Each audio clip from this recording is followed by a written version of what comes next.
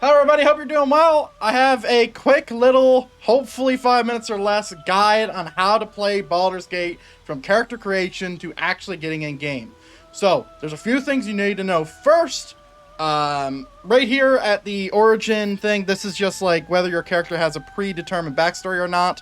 So you can pick between all these characters. The Dark Urge you can actually customize, but everyone else you cannot edit the character appearance. But you can do it for the Dark Urge, including the class. You can't change the class of any of these. I'm going to go with Origin because that's what I prefer. That is that. So, when it comes to your race, it doesn't matter. Pick whatever you want, right? Like, these features are cool, but you can play whoever you want. For this, I'm just going to leave it human. The class. Now, the class is a big deal. The class is a big deal because this is going to decide what your proficiency bonuses are and what you should take and what you should do, and it's going to determine everything, okay? So if you are a melee fighter, so someone who likes to go in, punch people in the face with a weapon, you know, pick barbarian, pick fighter, pick monk, pick paladin, rogue, maybe even druid. If you're more of a ranger caster, you like staying far away, like the mage, the wizard. Bard is good. Cleric is a healer. Ranger, wizard, warlock. Warlock can do a bit of both. Sorcerer is great as well. And also druid can also achieve that goal. And if you just want to be a support player, specifically cleric and bard are going to be your best two picks here for specifically support. Druid is a lot more well-rounded when it comes to that, but it might even be too well-rounded. It's not like the best healer. It's not like the best tank. It can kind of do it all, though. But that's it. Pick your class. Move on. So for me, I'm just going to pick, let's pick the easiest one, fighter, the basic. So this is, I would recommend reading everything. So for fighter, going with defense, that's fine. It gives you a +1 bonus to your armor class forever. For the rest of the game, you get a +1, which is great. I'd rather pick that instead of 2 weapon or protection or whatever. Pick in defense. Your background. Now, your background's pretty cool. Your background's pretty cool. This is kind of like you're designing your own story for your character, right? Was he a folk hero? You know, was he someone that in some small village went and helped everyone out? Was he an artisan? You know, someone who builds stuff. Was he a noble of a part of the family? This is your like story backstory, but it also gives you skills, right? So for me, anytime I do any type of fighter stuff, I usually go with folk hero or soldier.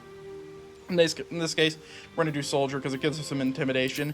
And then we have our final section. We have our ability points. So ability points can make or break you, okay? So the way ability points work is that every two levels, you get something. You get a +1, right? So right now, with an 8, we have -1 to strength checks, right? With a 10, we have a +0. Right? If we go to 11, we still have a +0. That's the same for all these stats. So you don't want to have any odd numbers. You only want even numbers with these. So for fighter, my proficiencies are going to be strength. I'd like a little bit of dex. I'd like a little bit of con. Maybe some charisma, wisdom, and intelligence are important, but I don't think you really need them. So let's go ahead and get myself a 14 con. Let's go ahead with a 14 dex. And let's go with a 12 charisma and see if we can get a thing. We can't. Unfortunate. Let's see. We could go 15 con, and then at level 4 we can get like a 16 pretty easily. In this case, we're just going to do a 9. Unfortunately, it's just a wasted point, really. Because like we can't really do much with it. But you can play around with it. You can try to get whatever stats. Right now, this is the stats. I think this is well-rounded. You can actually like see what they are doing. You read it. Simple as that. There's not that much to be talked. There's not much to talk about past that. Moving into your skills, since I'm a human, I do get an additional proficiency.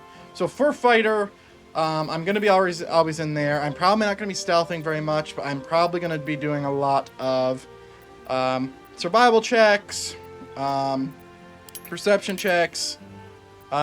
Maybe I'll do a bit of insight, or maybe acrobatics. Not a big deal. Not a big deal. Just choose something and make sure for any other characters, if you're choosing proficiencies, that they're not these. right? And that's it. That's character creation. Simple. Very simple. All right. Welcome to the actual game. You're in Baldur's Gate now. You actually have to do stuff. So you don't normally move with Wasta. It's a click to move type thing. So Wasta moves the camera around. You can also, hold middle mouse and do this. So pivot. You can zoom in with scroll wheel in, and you can zoom out with scroll wheel out. But mainly you're going to be just clicking. So get yourself used to this. This is going to be your thing. If you hold Alt, left Alt, it will show you things that you can interact with. It won't show you everything. Like if I were to click this nursery right now, there could be dialogue here. So one thing to note with this game is that your choices have meaning, right? So if we come up to over here, we come up to this elevator, we click the elevator, and we talk to this guy, you will see that there is a pretty good choice here, right? So the big thing about Baldur's Gate is that you can choose, and your actions may or may not have consequences. So if we go ahead and quick save, and we talk to this, I'm going to skip through dialogue. You realize you're talking so to we could press a minion of the mind flayers. We could press destroy the brain, and it kills the brain, right? So we'll show you that.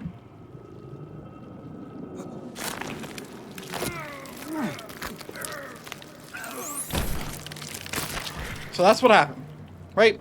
Brain's destroyed, dead. So we skip through. He's dead. We can loot him, whatever. But if we reload. And talk to him again. Please. Before they return. Tell me what to do. Remove us from this body. And then we have a check, right? We click something else.